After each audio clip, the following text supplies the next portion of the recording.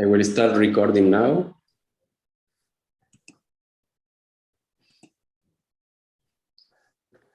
Good morning, everybody. This is another colloquium by the Instituto de Astrofísica de Andalucía under the Severo Ochoa program. And today we will have the talk by Dr. Licia Verde from ICREA Barcelona. And she will talk about precision cosmology. Dr. Verde will be properly introduced by Isabel Marquez, our scientific director. Isabel, please. Hello, good morning, everybody. Thank you very much for attending this new Severo Ochoa colloquium, web colloquium, since we are still online.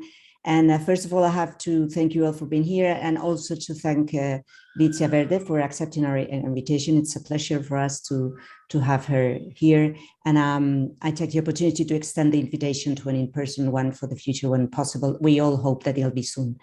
Licia Verde is an Italian cosmologist and theoretical physicist. And currently, she's a professor of physics and astronomy at the University of Barcelona. She received a laureate degree in 1996 from the University of Padova, and then a PhD in 2000 from the University of Edinburgh. She did postdoctoral studies at Princeton University and joined the faculty of the University of Pennsylvania in 2003.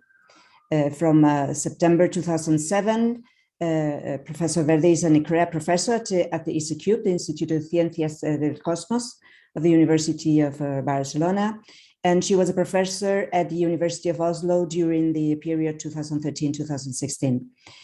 She's been editor of the Physics of the Dark Universe journal, and is currently deputy scientific director of the Journal of Cosmology and Astroparticle Physics. Her research interests include large-scale structure, dark energy, inflation, and the cosmic microwave background. She is mainly known primarily for her work on large-scale structure, analysis of the WMAP data, and development of rigorous statistical tools to analyze surveys of the universe.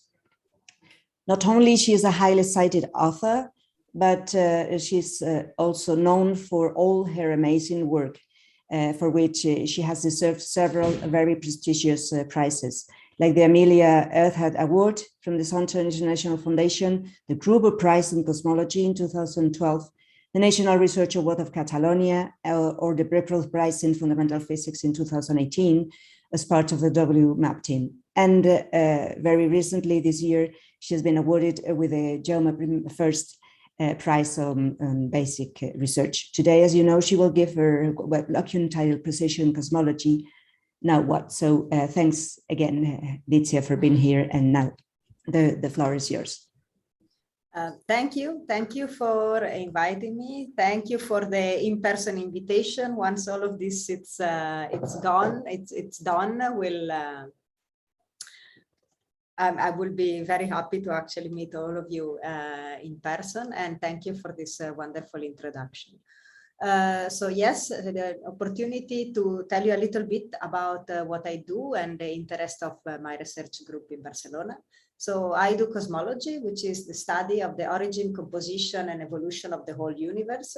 And cosmology underwent a deep transformation over the past 20 years or so, and went from an order of magnitude science to precision science. Now we have precision cosmology, and now we have to think, what do you do next? We all are familiar with the extremely successful standard cosmological model, which is the famous or infamous LCDM model. Oops. Okay. So we are here looking at the universe back far away and back into the past until we see the earliest light that we can see, the surface of last scattering, also called the cosmic microwave background. And the model we have described very well all our observations as far as we can see. So it hangs all together with just 6 number, as Sir Martin Rees says. We have here the famous or infamous cosmic pi of the composition of the universe, and the just the 6 number are the cosmological parameters that have been the name of the game of cosmology over the past 20 years. Density of cold dark matter, matter density of baryon, the current expansion rate of the universe, a parameter that says when the first stars switch on, the amplitude of the primordial perturbation, and assuming that the primordial perturbation are described by a power spectrum that is a power law, it's a spectral law. Of course, you may be familiar with a different parameterization, for example, lambda, which is, or omega lambda, which is the density of dark energy or the age of the universe, but these are not independent. One needs to swap one of the previous parameters for one of those. So it's not just that this plot comes from the latest Planck result, but this is this cosmic pi has been known since the early year 2000, and this is actually a slide from after the WMAP result, and I was saying exactly the same. The precision cosmology, we have a lambda CDM model, is the standard cosmological model. 6 numbers describe the universe composition and evolution. There are some numbers that describe the homogeneous background, and there are some other numbers that describe the perturbation. But this leaves some big question open. What is lambda? What is cold dark matter? And what are the origin of the primordial perturbations? So in the past 20 years, cosmology has made a transition to precision cosmology, has moved from a data-starved science to a data-driven science, and I will give you even visually some impressions of how that looks like. And as a standard cosmological model, which only a few parameters describe origin, composition, and evolution of the universe, but there is a big difference between modeling and understanding. And this implies challenges and opportunities. First, never mind that the model is weird, because most of what is there, it's dark, which means that we haven't really directly seen or touched it, and we don't really know what it is. So on top of that, cosmology is special. It's a special science because despite what we sell to the funding agency, we can't make experiment. We can only make observations. And basically, we have to use the entire universe as a detector, but the detector is given and we can't tinker with it. And this is not my idea to describe cosmology that's such a good idea, only could come from Jim Peebles. So this has driven a massive experimental effort, which is observe as much as possible of the universe, if you want to make the detector as big as possible to be as precise as possible. And despite this effort, the lambda CDM model, which was shaped in the late 90s, has survived unscathed an avalanche of data. So this is the picture of the cosmic microwave background through the age as seen by different instruments. So here is the COBE map from 1992. Actually, it was published in 1994, but they got the map in 1992. At that time, the cosmic microwave background was called the primordial fireball, the echo of the Big Bang. Then 2003, that's how WMAP saw the same sky. And then a decade later, Planck. And the last bit of this also included the polarization, because this light from the earliest universe is actually polarized, and the polarization add a lot of useful information to it. And then from the year 2000, and so this change name is called the surface of last scattering, or the epoch of recombination. For friend is cosmic microwave background, or CMB. So this has been crucial and extremely useful to understand the cosmology and understand the universe composition, structure, and evolution. How is that? The universe back then was made of a very hot and dense gas, so it was emitting radiation. This is the radiation we see when we look at the CMB. The CMB is uniform, but with tiny, the contrast is about 1 part in 10 to the 5, density and temperature ripples. And as you know, ripples in a gas are basically sound waves. So the physics that describe this perturbation that we see in the temperature is the same physics that can describe sound waves. So we are seeing sound when we look at that. We see a snapshot of the photon baryon fluid at the last scattering surface, and this has been called a cosmic symphony. So these tiny fluctuations, both qualitatively and quantitatively, give rise to galaxies. They evolve under gravity over the 13.8 billion years of evolution of the universe and give rise to the galaxy that we see today. So in analogy to what Fermi was saying of the first particle accelerator, he was saying it's like taking two grand pianos, smashing them together and try to figure out how the grand piano is built.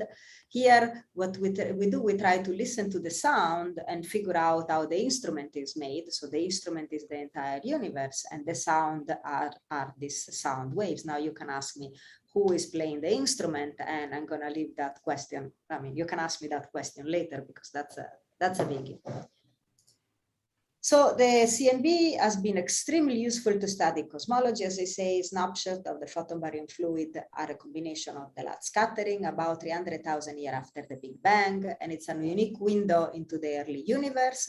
Now the temperature and polarization anisotropy has been scanned with high precision by Planck. This is a satellite at L2, and then ground-based experiment, the latest version of them as ACT, SPT, advanced ACT, at polarization, etc. And this picture is taken from the Planck collaboration. It's just how exquisite the data points are. These are power spectrum of the temperature, polarization, cross correlation, and polarization, and also lengthening from Planck, and Planck with also ground-based experiment. So on the side of galaxy survey and large scale structures, the LCDM has also survived unscathed an avalanche of data. This was the state of the art in the late 90s. The CFA strict, each point is a galaxy. And this is the slow and digital sky survey map of galaxies. Now, this is not the state of the art yet. I will show you the state of the art in a moment, but this original survey would fit in a little corner here, yet the same model survived unscathed this avalanche of data. So this has brought somebody to actually say, well, maybe we live in a maximally boring universe. But I would argue that boring is good. So before I argue that, let's say that cosmology has a mixed blessing. So there is a curse, which is we only have an observable universe. Of this observable universe, we can only make observations and not experiment. And therefore, we mostly fit model that is constrained numerical value of parameter to the observation. And therefore, almost any statement end up being model dependent. I say almost because there's some room for exploration there. There is also gastrophysics and nonlinearity that gets in the way. Now, gastrophysics is not a typo, it means complex astrophysics that is poorly understood and hard to model. The cosmic microwave background shows us the universe when it was extremely simple, everything was linear, is a well understood linear physics. But at the late time, the universe becomes highly nonlinear, and that's much more difficult to model. But this is also a blessing because we can observe all there is to see. And this brings me to the idea that we can come up with the ultimate survey, because once you've observed all there is to see, there's no point in repeating the experiment. And we almost do, which open the future to actually plan for ultimate survey that observe all there is to see and extract as much possible information that it's accessible to us. And I would say that the future is here because the Planck mission has produced a map of the temperature of the cosmic microwave background, which is our ultimate experiment. What I say is that the information content of the primary temperature fluctuation of the cosmic microwave background has been saturated. But this doesn't mean that is the end of the road for cosmic microwave background studies. There is the polarization that is very important. And I say primary temperature perturbation. There are also secondary effects, which are also something to be explored. But this gives you a flavor that we do have an ultimate experiment. So I say primary CNV temperature fluctuation content has been saturated. In order to actually make an ultimate experiment for polarization or secondary effect, they require a huge observational and instrumental effort. So the near future is in larger scale structure. And on a longer time scale, of course, is the CMB polarization. So larger scale structure is just this study of the statistical property of clustering of galaxies. And this has also moved the field and pushed the field in this direction. I take this plot from Dave Schlegel that shows that there is a sort of scaling Moore's law also for galaxy redshift survey. This is the year and this is the log of the number of galaxies. And basically galaxy redshift survey increase of about a factor of 10 every 10 years. And if we extrapolate, all linear modes will be mapped by 2043 and all detectable galaxies will be mapped by 2061. Of course, this is an extrapolation, but I want to show you that the DESI survey, I'm involved with DESI, my group is involved, and I know people from your institution are also involved, sits here. And the 3 nights of this basically are equivalent to the entire 2-degree field galaxy redshift survey, which ran for 5 years. I did my PhD thesis on this data and was finished in 2003. So that gives you an idea how fast things actually evolve. To give you another flavor of how spectroscopic galaxy survey look, the latest result came out in January by the BAOS collaboration, and before there was the BAOS DR12, and the next frontier is DESI, who is already taking data.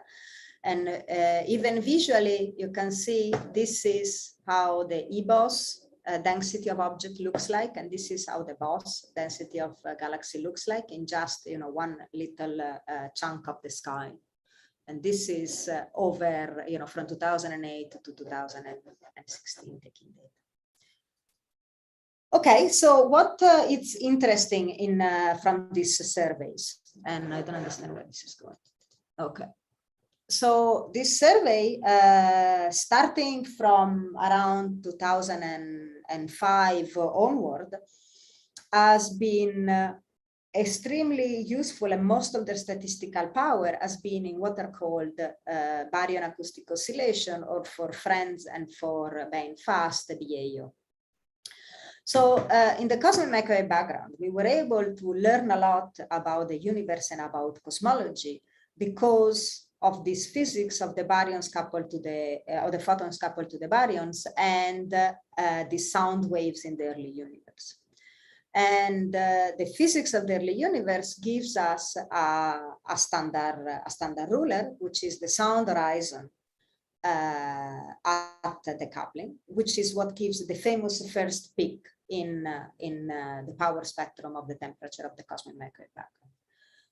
So the same wiggles that we saw in the power spectrum of the cosmic microwave background are also imprint in the dark matter distribution. As baryons are 1/6 of the dark matter, the baryonic oscillation that gave rise to the temperature signal in the CMB leaves some imprint in the dark matter distribution, and gravity is a coupling. And then when galaxies form on this dark matter scaffolding, they carry this signature. To see it in another way, the cosmic microwave background map puts the seeds of galaxy. The Planck collaboration did a wonderful job of actually stacking the cold spot and showing that indeed you can see the standard ruler, the baryon oscillation in there, in the same way as then it will be visualized in the larger scale structure.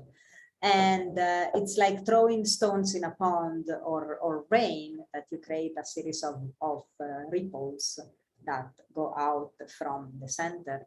And the idea is that the imprint of this ripple is also seen in the larger scale structure distribution. So this gives us a standard ruler in 3D. You should visualize it more as a standard bubble, but okay. And the effect, as one observes galaxies at late time, and instead of measuring distances, measured redshift, it's a classic Alko-Paczynski effect. But the key things is that there is a standard ruler, and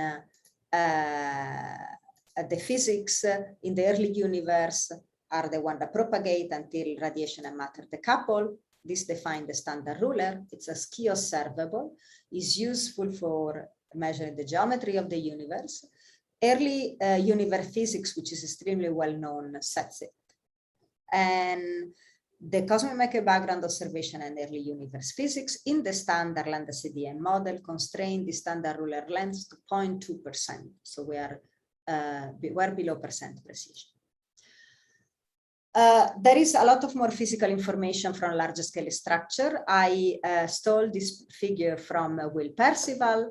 The clustering can help us address questions like what are the constituents of matter, what is the physics of inflation. Before, when I said who actually is sounding the instrument, the answer is for physicists is inflation. The standard ruler tells us about the expansion history of the universe and give us an insight into dark energy. There's more information there with redshift space distortion, which I go into a little bit more detail in a moment, right? Because we observe redshift, we don't observe distances, and redshift will be a perfect distance indicator if the universe wasn't clumpy. But the universe is clumpy, and therefore galaxies tend to fall into the potential well of dark matter created by the dark matter, and that distorts this mapping, but one man trashes another man treasure. Obviously, this distortion includes a lot of useful information about gravity and about how much dark matter there is in the universe. On large scale, there are information about homogeneity and non-Gaussianity, that is something about the mechanisms that generate the primordial perturbation. And for each of these dots, there's a wealth of information in the form of a spectra of the galaxy, and this gives non-cosmological information about galaxy formation, which may be the key to ensure robustness of everything else that is up here, and it's of interest to cosmologists. So I should also say that for basically the same price in terms of fiber put on the focal plane of the telescope, one can also extract information from the Lyman alpha forest, from the spectra, from the quasar spectra and the absorption on the quasar spectra from the intergalactic medium along the line of sight of the quasar. And I'll just put this slide here because at some point later I would say this constraint comes from the clustering of the Lyman alpha forest. So we have this concordant cosmology, and with this, and with all this data set, we can now do precision tests of fundamental physics with cosmological data. So things like nature of dark matter, dark energy, nature of gravity, physics of the early universe, neutrino masses, and so on and so forth. So I'm going to take the example of neutrino masses because I think it's a very nice example of how cosmology connects with fundamental physics, and I can give you very complementary information to physics experiment. So in this sense, Baryon is good. We can do that because we have a standard model that provides such a good description of all the data. Of course, there are challenges. As the statistical errors shrink, the systematic error must be kept under exquisite control, and there is no systematic way to address systematic errors. So I like to zoom in the fresco that I showed you before of the concordance cosmology.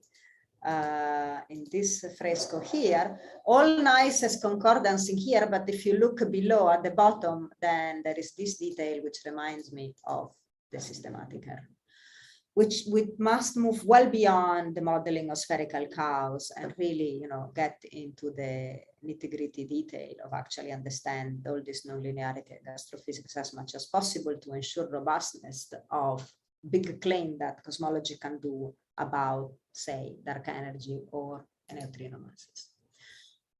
So let's come to neutrinos. The universe is pervaded by the cosmic neutrino background, which is a relic of the Big Bang, similar to the cosmic microwave background, except that the cosmic neutrino background decoupled from matter 2 seconds after the Big Bang, not 380,000 years after the Big Bang. So at the coupling, neutrino have still relativistics, and they have large velocity dispersion. So if we are here and we put up our thumb, we know that there are 60 billion neutrino per second passing through our thumb, but they come from the sun. And in comparison with 100 neutrino per cubic centimeter, which are in the cosmic neutrino background. However, the sun is one, it's localized here, but the universe is very big. So even if there is a much lower density for the cosmic neutrino background, they matter much more than the one from the sun at the cosmological level. So what particle physics experiment can tell us about the absolute neutrino mass? So this is an ambitious terrestrial experiment. This is the KATRIN experiment as it was being moved to the final location of the lab. And so in this plot, I show the mass of the lightest neutrino versus the sum of the masses. And this line here are what neutrino oscillation tell us. Neutrino oscillation can tell us about the square mass differences, but not a lot about the absolute neutrino mass or the sum of the neutrino masses. That experiment KATRIN can, but detection versus 90% limit will hit here, at the order of, just below 1 eV. These are the two famous or infamous hierarchy, the inverted hierarchy and a normal hierarchy given by the oscillation. So where is cosmology in this landscape? So what's the physical effect for cosmology? If neutrinos have a total mass above 1 eV, they become non-relativistic before recombination, and then their effect can be seen immediately in the primary cosmic microwave background fluctuations. For total mass below 1 eV, they become non-relativistic after recombination, so they can still alter matter radiation equality, but this effect can be cancelled by degeneracy with other cosmological parameters, so the CMB start losing statistical power to tell us something about neutrino mass. So if we look after recombination, there's another effect that becomes important, that is the finite neutrino masses. Since neutrinos are hot and they tend to run out of the potential wells, their matter potential well, if they have mass, they carry that mass with them. And so they suppress the matter power spectrum on scales smaller than their free streaming length. So depending on which cosmological parameters one keeps fixed, this suppresses the matter power spectrum and suppresses the matter power spectrum proportionally to the mass of the neutrino. And for a 1 eV on small scale, this is a huge suppression, a 50% suppression, and 0.3 eV, it's 15% suppression. This is huge. This is a huge effect. So one should be able to see it, especially in an epoch of precision cosmology. The thing comes that, however, when one constrains, cosmology doesn't constrain just neutrino mass, constrain all the parameters of the model. So if one moves along the parameter degeneracy given to us from the cosmic microwave background, then one needs to keep fixed the parameter that the CMB constrains, and the net effect on the larger scale structure is much smaller. But at the end of the day, there is information there, it's just a question of extracting. So this is what the several collaborations have done, constrain from the CMB, both primary and secondary, adding the information about baryon acoustic oscillation, and then also add the information about larger scale structure, including the clustering of the Lyman alpha forest. And it turns out that if we only look at the cosmic microwave background, primary and secondary, that's why the cosmic microwave background go well before just 1 eV. One exclude all this region. If one add baryon acoustic oscillation, one gets down here. And if one add the larger scale structure, a Lyman alpha forest, one ends up down here. So you see an order of magnitude almost below what a direct experiment can do. This is, of course, an indirect and model dependent constraint, but it's an order of magnitude below. And so the implications are, well, if we believe the strongest cosmological constraint, then the inverted hierarchy is under pressure. So cosmology is key to determine neutrino masses. For the pessimist, the inverted hierarchy is under pressure, but for the optimist, then if it's inverted hierarchy, then a measurement of the neutrino mass from cosmology is just around the corner. So again, this is an example of how boring is good. It goes deeper than that, I think. I like this quote of Daniel Kahneman about theories. He says, we can't live in a state of perpetual doubt, so we make up the best story possible and we live as if the story were true.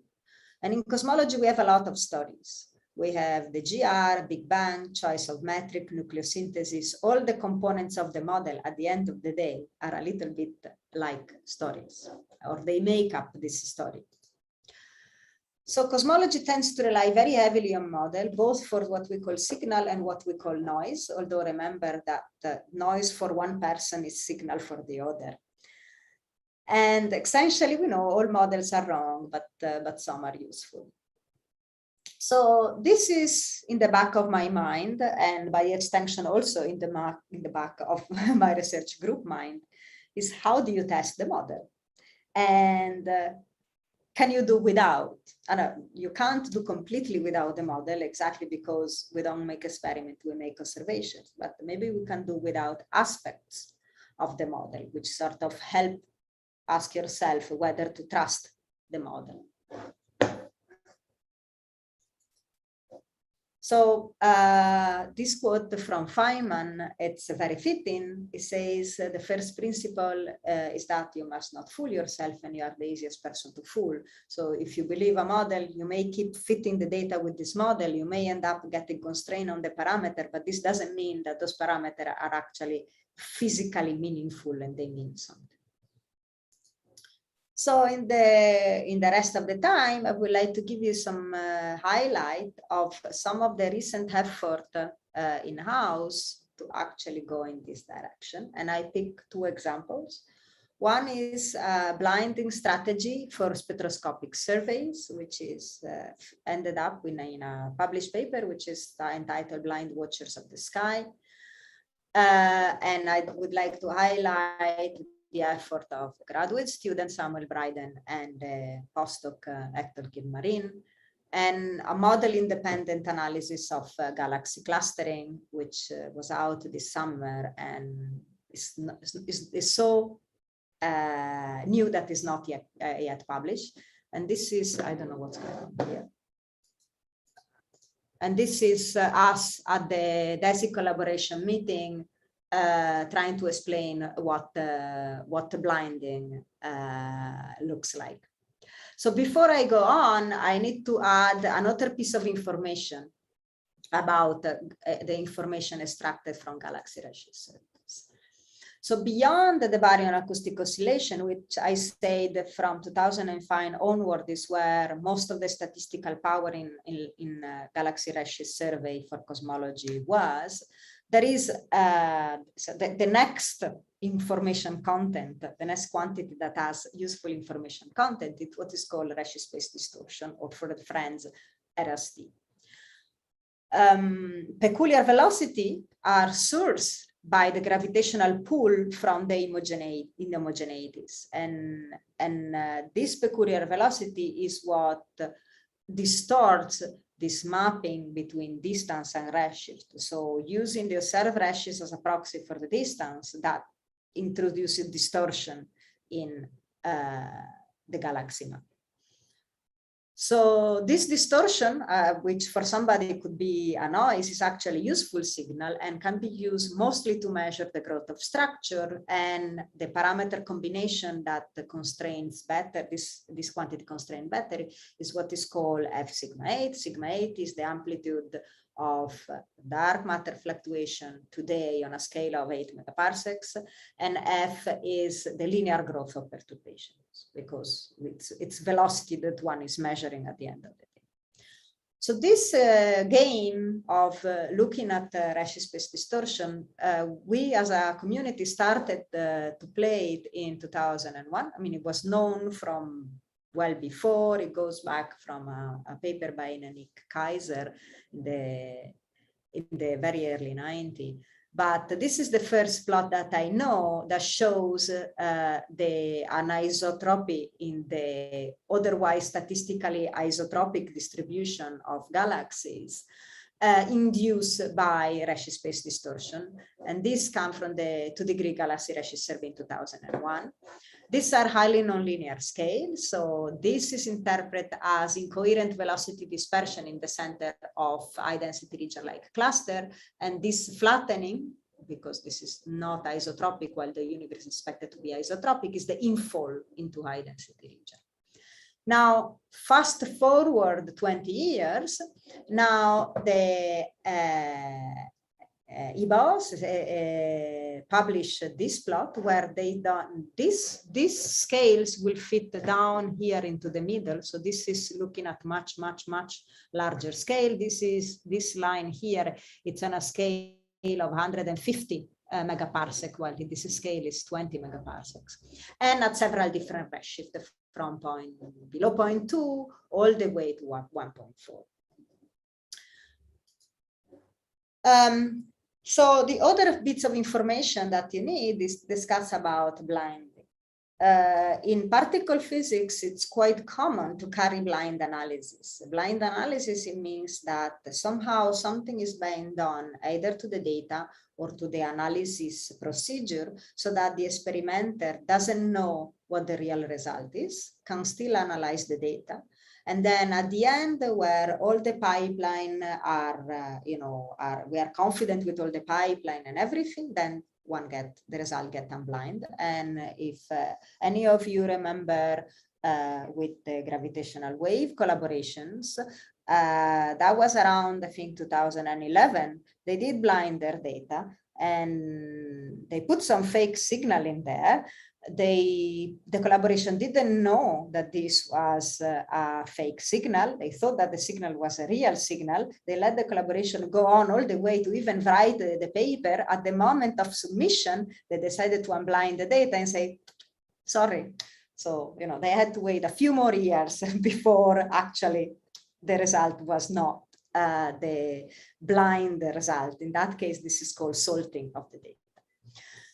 So if you want to find out more about blinding in cosmology, which is not as widespread as for physics, there is a nice commentary in Nature by Robert McConnell Solper-Mutter that says, "I'd result to seek the truth."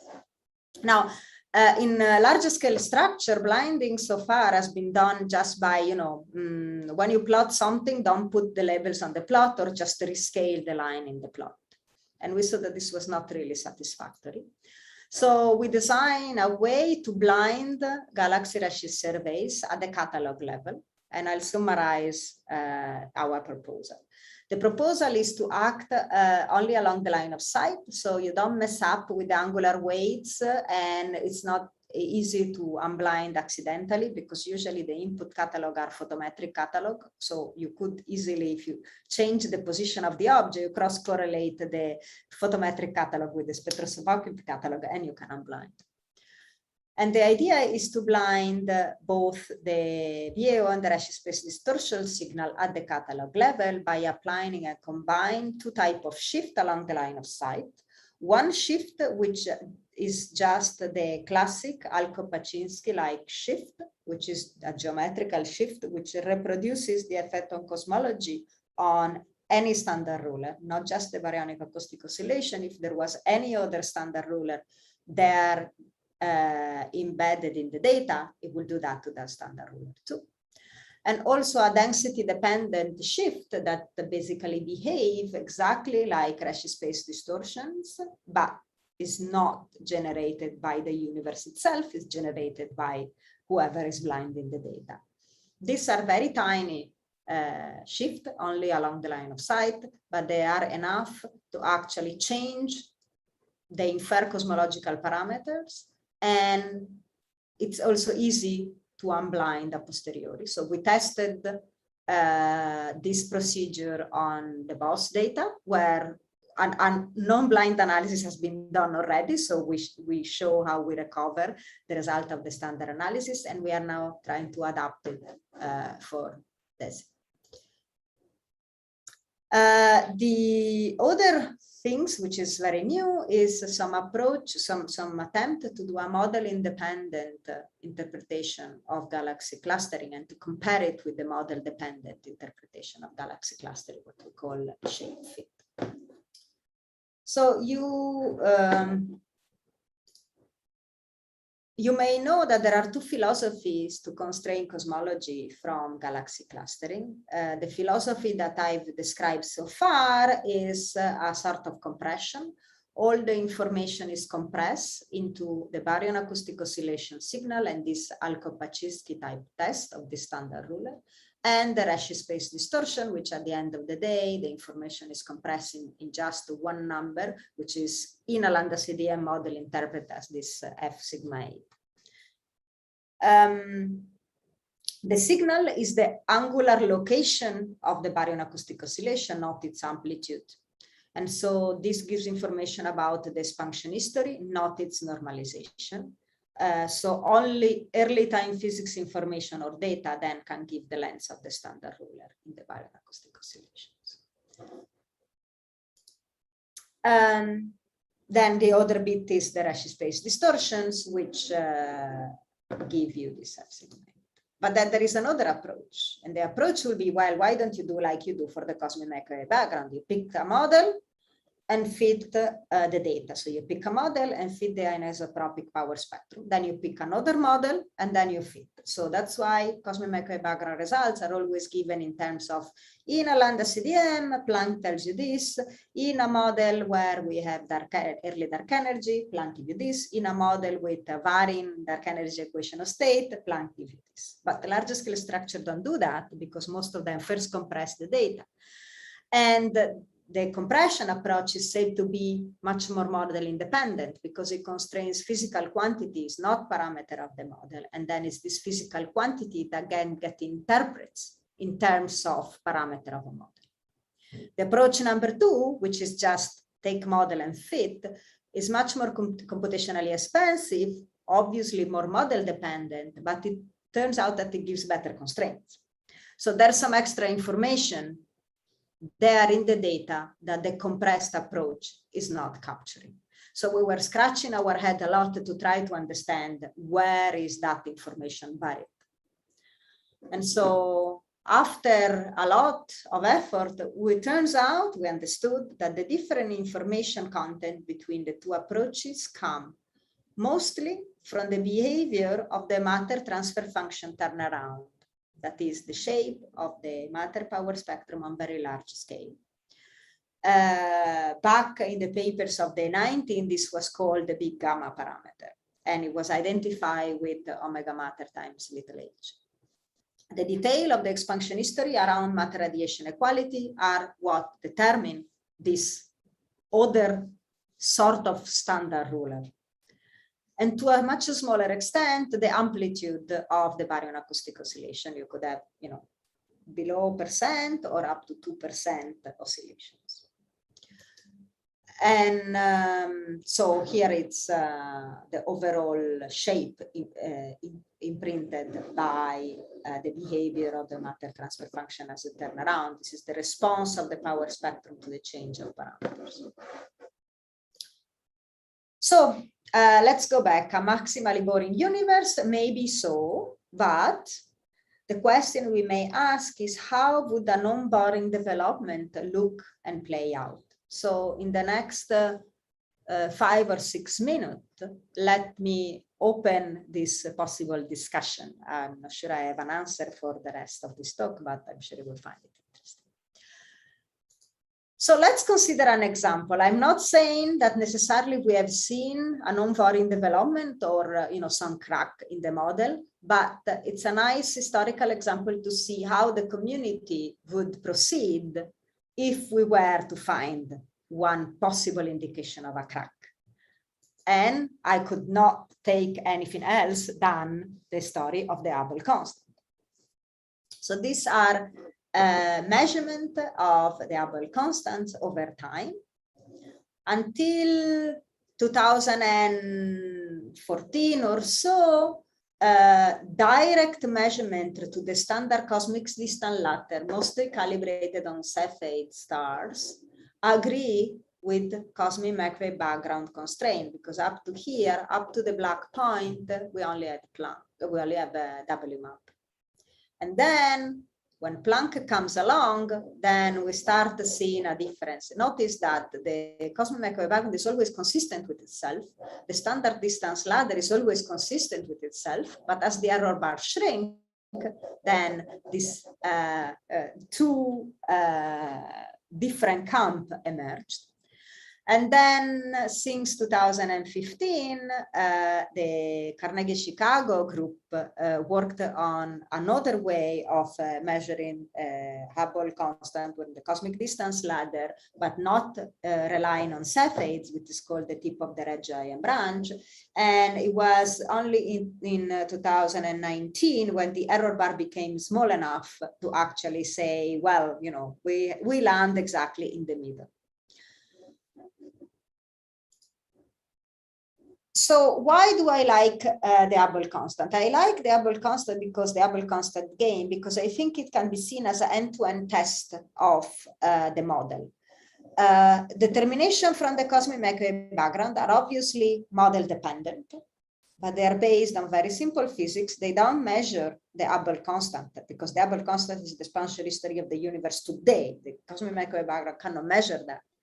But within a cosmological model, since you only have 6 parameters, the current expansion rate of the universe is one of the parameters of the model. And the error bars are tiny there. And then at the other end of the universe, one can do, which is what, for example, the Shoes collaboration is doing. It's a traditional cosmic distance ladder. And it is like trying to fit, you know, to thread a needle from the other side of the universe, given the fact that we are taking the two ends of the history of the universe and the target that the error bars are now becoming very small. And so here my visual interpretation of the cosmic distance ladder and what the cosmic distance ladder has become in the past, say, 10 years. So before, the cosmic distance ladder was built all the way to supernovae into the Hubble flow just to measure the Hubble constant. And then there was no way to go beyond. So it was hitting the supernovae and it was stopping there at a redshift around 1. But what happened with the advent of this large galaxy survey is that now you have not only a standard candle, which are type 1a supernovae. They measure relative distances because there is large uncertainty on their absolute magnitude. But we also have a standard ruler, baryon acoustic oscillation. They can measure absolute distances if we rely on the sound horizon at radiation drag, which we rely on this standard ruler given by the CMB. So this kind of supernovae needs to be calibrated on Cepheids and then calibrated locally to give H0, while the baryon acoustic oscillation are calibrated in the early universe to give us the normalized expansion history of the universe. But it turns out that supernovae and baryon acoustic oscillation now overlap in redshift, and they have error bars that are small enough that they can be calibrated to one another. And so since about 2015, it became possible to do either the direct cosmic distance ladder, where it's the BAO calibration that allows to go all the way to CMB, or an inverse cosmic distance ladder. So take the standard ruler from the CMB, get it to the BAO, couple with the supernova, and go back to redshift 0 and get H0. And it turns out that there's no much wiggle room in the middle. We know the expansion history of the universe well enough that there's no much wiggle room in the middle. But we know good ladders need 2 good anchor points. And the sort of scissor plot I showed before seems to indicate that there's something wrong with the anchor points. So is there a problem? Now, after a lot of debate, it turns out that most of the community will agree that yes, there is a problem, we need to look into it. The disagreement, especially with the Schu's collaboration determination, and depending on how you do the statistics, it's above 4 sigma, you can get to 5 sigma. Of course, how much of a problem is cosmological model dependent. Even one of the most convinced proposer of the fact that there was not a problem, George Statio, now agree there's something that we should look into. The big question is, where is the problem? And so a lot of effort has gone into that. And I'll try to cut a long story short and summarize very quickly. Now, of course, every experiment has their skeleton in the closet. There are systematics, but the data has been made public. The things have been reanalyzed even by independent group, and only a silly systematic seems to be increasingly unlikely. It started also becoming, so the next question is it the problem in any specific data set? And for a while, people put the blame on Planck, but it turns out since about 2019 that you can take CMB data and even Planck completely out, just rely on BBN, primordial nucleosynthesis, theory of primordial nucleosynthesis, observation of light element abundance, and still there is a problem with H0.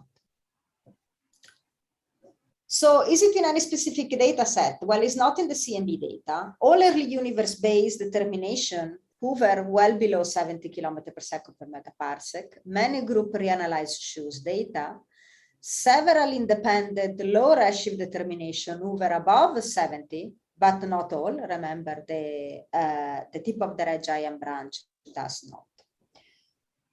And so it turns out that if it's not in the data, then we may ask ourselves whether maybe the problem can be in the model, but this is a biggie.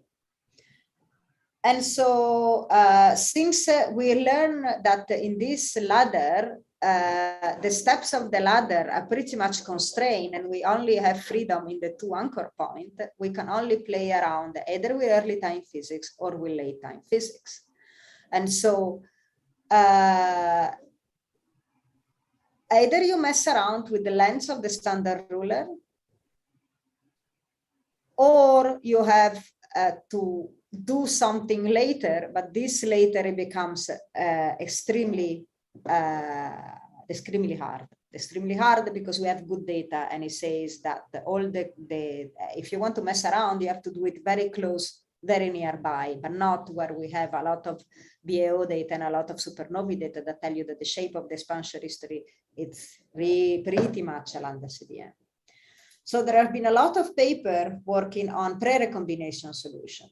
Now that modified the model right where we most like it. And we need a big modification. We need to decrease the sound horizon by 7% without breaking havoc in the damping tail of the CMB and in everything else. So here are suggestions: early dark energy, change of initial condition, extra component, extra interaction, energy injection, temperature, high temperature recombination. Despite not being palatable because you modify the model where you most like it, these are not all equivalent. So next generation data will tell you which one it is or will rule them all out. So since my time is up, let me just say that if we decide that we have to look for a model and it's not a question of the data or a systematic that we haven't yet uncovered, then we are still looking for Cinderella. So let me put up my conclusion.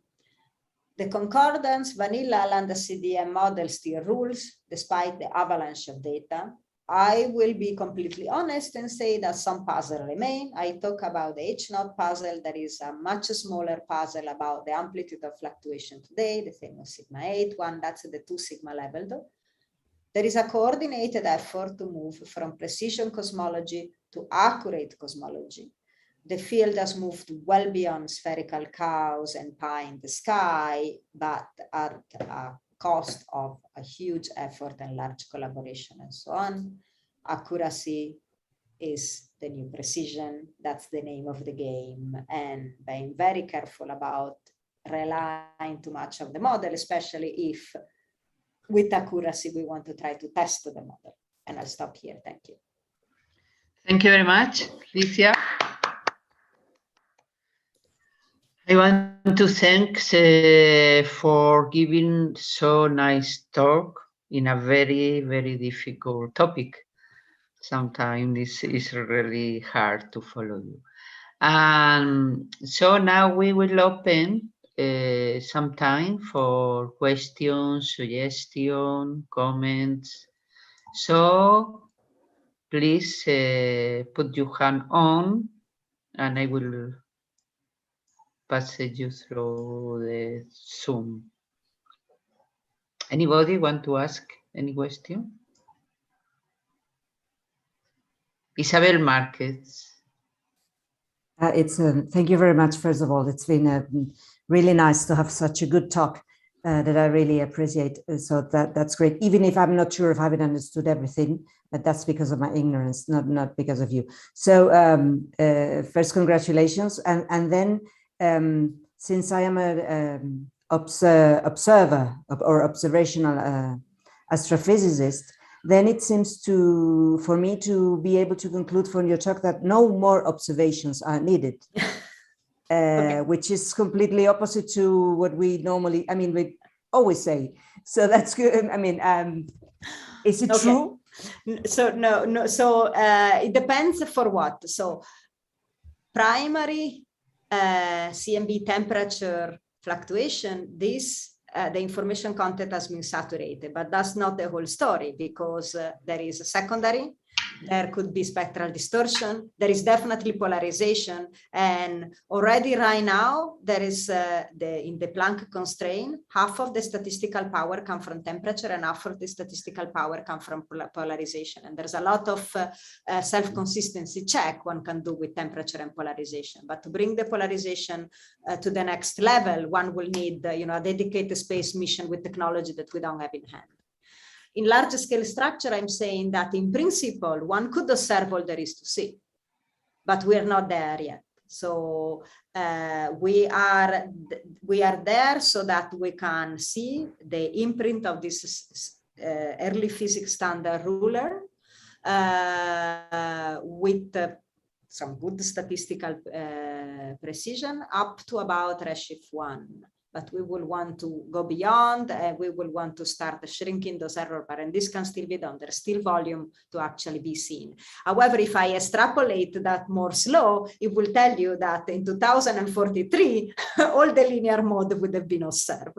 But of course, one can then start doing multi-tracer. One can just ask a question about galaxy formation rather than just about primordial cosmology, or they may be signature of primordial cosmology that we could see beyond just linear modes, and there are already clear indication that there is that. So no, we can still ask for more telescopes. Yes. But it's also good to show what you've delivered, right? You can show that there is an obvious milestone, and what that milestone will give you, and what will be the bangs for your bucks. Good. Thank you very much. And I insist on asking you to be here at some moment. Thanks a lot. Thank you. Rainer? Yes, thank you.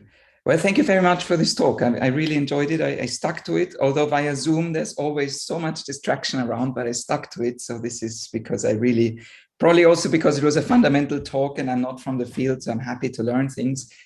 I have two brief questions. So the first one is more like a comment for me when I see these determination of H0, and you have the Cepheids up there, and down there you have Planck, and then in the middle you have the tip of the red giant branch. I'm an observer. For me, it's like, yeah, obvious, everything is biased. The solution is in the middle. And then you defend it that no, this is really different. So how can you be so sure of that? What I show in that plot is just the shoe determination, the CMB and the tip of the red giant branch. There are also other type of measurement, but they just don't appear there. So also in that single determination, it's true that they all a lot of the statistical power passes through the Cepheids, but there are determinations that tend to bypass the Cepheids. For example, the Maser distances and surface Breiser fluctuation. So there's a lot that goes in there, and Adam Rees has even a prefix menu where it just says, of all this you can pick 3 and you can combine in whichever way you want. And then you see that whatever you do and pick, the number doesn't budge much. So then we really need to understand the difference between tip of the red giant branch and the Cepheid calibration. So you can say there's something wrong with the Cepheid, which is always a possibility, but what it turns out is that they all agree in relative distances. They don't agree in the overall calibration. And therefore it all comes to actually understanding the dust in the tip of the red giant branch. That's distinction, which dust is always everywhere. But Gaia, the third Gaia data release would be able to actually clear it out. Because if they can get a parallaxes to omega Cen, for example, where there are both supernovae and Cepheids, then that's it. Okay, thanks. And the second comment, although that may be going a bit too far because this is just leaning into my ignorance instead of hiding it. Could you briefly, in a very compressed way, illuminate me again about the inverted mass problem of the neutrino? So it's a problem of the flavor physics and what's inverted and what's not inverted. Okay, so we know the square mass differences, but we don't know how they are oriented. We know there's a big one, we know there's a small one, but we don't know if you have the small one here and the big one here, or the big one here and the small one here. You don't know how they could be like this, or they could be like that.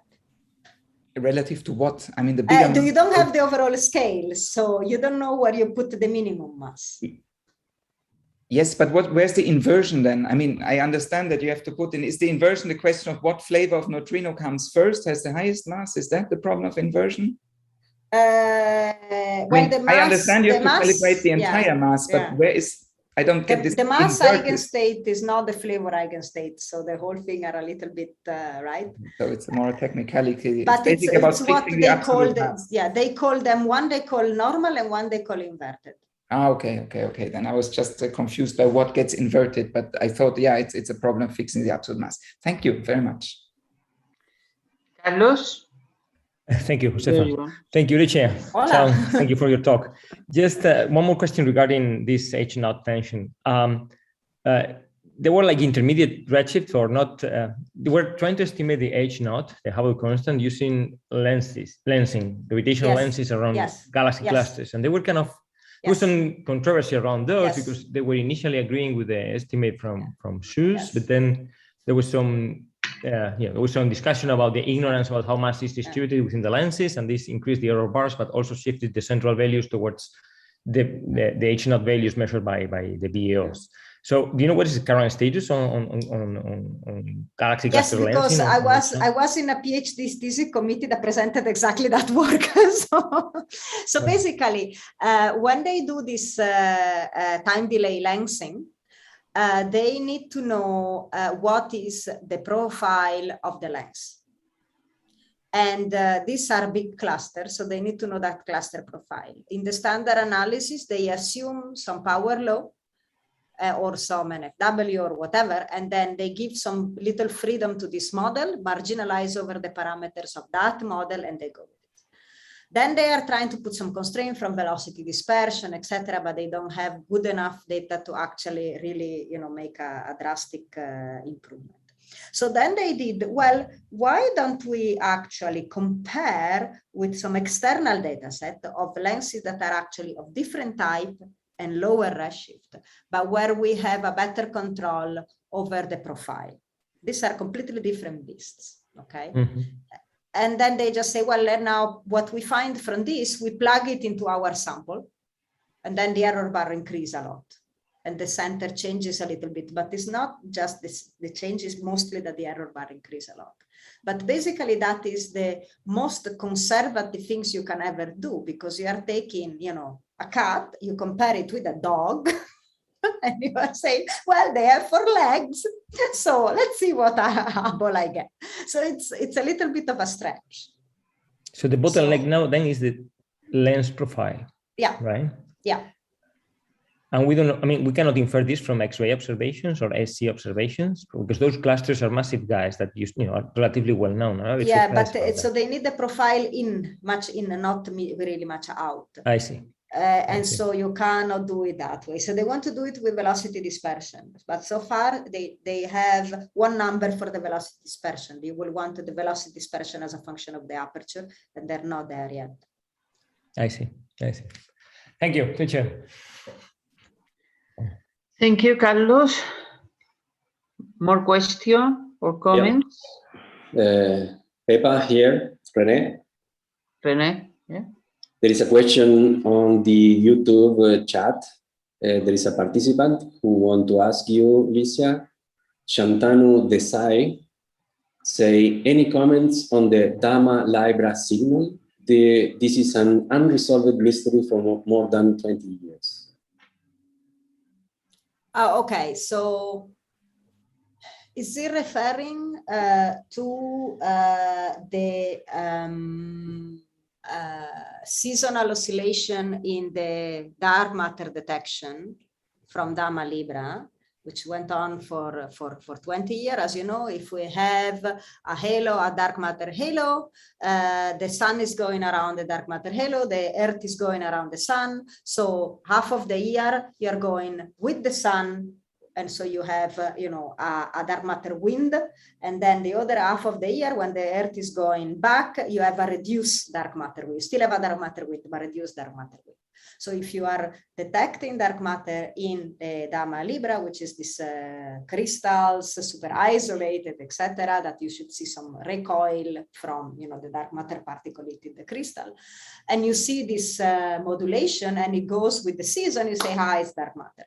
Now, this has been unchallenged for 20 years. What you will want to do is either to take the same crystal and put it in Australia, where winter is summer and summer is winter. And so if there is an environmental effect, which may happen, you're underground, it rains more, who knows, right? It gets swapped, or do an independent experiment. It turns out that there was an experiment actually doing that. And the result came out actually a few months ago, and they didn't see anything. So with a similar crystal. Okay. Okay. There is another question by Nacho Sevilla. Nacho, go ahead. Hi, Licia. Great talk, very insightful. Thanks very much. We cannot listen you very well, so try to speak loud. Okay, is that better now? Yeah. Yeah. Yeah, we're just congratulating Licia for a very insightful talk. My question, again, back to the H0 conundrum.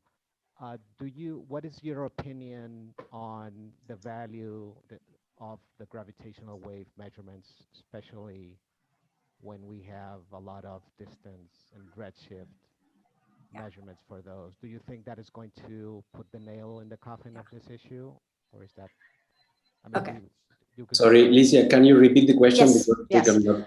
So the question is, what do I think about the potential of gravitational waves to help us understand what's going on with H0? So as you know, there is this event of, unfortunately I don't remember the phone number of the gravitational wave with optical counterpart that happened close enough so that the gravitational wave were detected, the optical counterpart was found, the redshift was found, that gave a measurement of the Hubble constant with actually an error bar, which is, plus or minus 10, which is where the state of the art in cosmology was a decade ago, but just with a single object.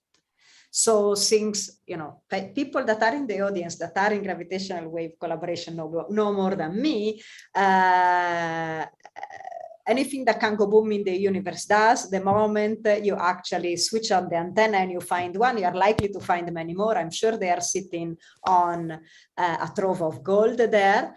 If you have enough of those, and forecasts say that one should get many with of the order of tens, then the error bars on the H0 will shrink a lot. And the nice thing is that in that case, you measure the distance from the gravitational wave signal, you measure the redshift from the optical counterpart. So you do exactly what the Hubble says written on the label. You don't put any cosmological model in there. I mean, you can put the modeling of the gravitational wave signal, and there's some modeling in the interpretation right now, especially about the orientation.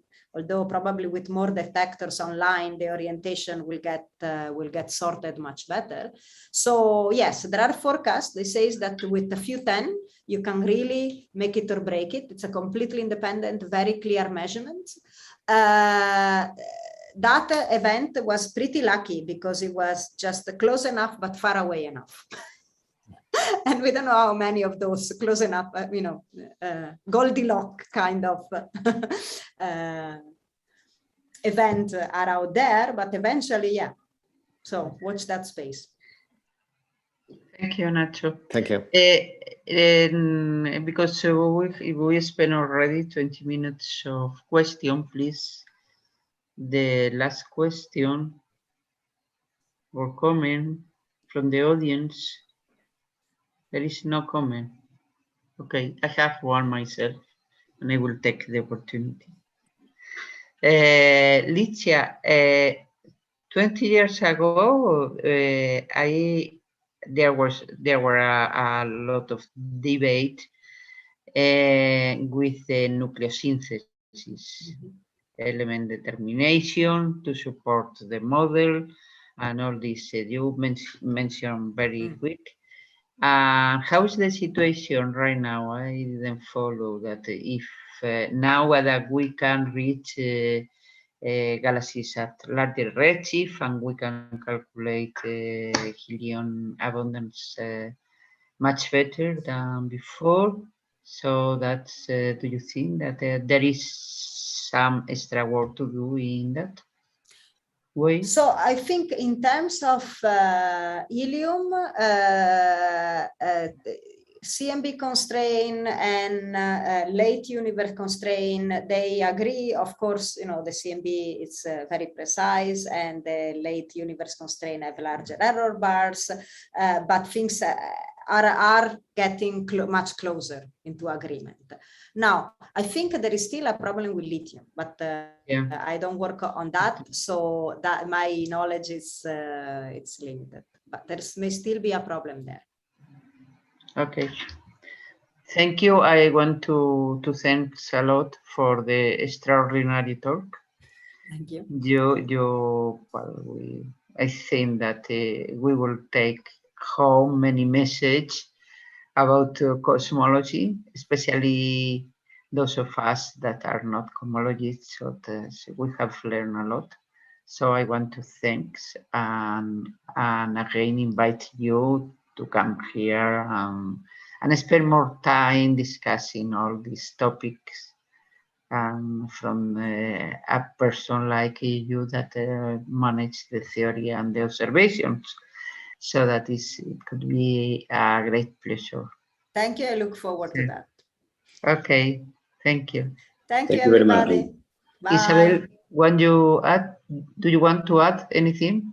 No, I also posed a stupid question at the beginning. That's all what I wanted to say. In addition to re-inviting Licia, I think she is completely sure that we will very much appreciate her presence in our center. So I would like also to add that Licia is a model, a role model for many young people, and especially for women that think that we are lacking in women in astronomy, and especially in cosmology. There are not so many. So that is, I think that, so I hope to see you again working on also. I will ask you in the future about this matter to present you as a role model for the young generation. Really. Thank you. Thank you, Alicia. It's a pleasure. Thank you. Bye. A pleasure. Bye-bye. Thanks a lot. Okay, I stop recording now. Perfecto. Estupendo. Fantástico, Liz.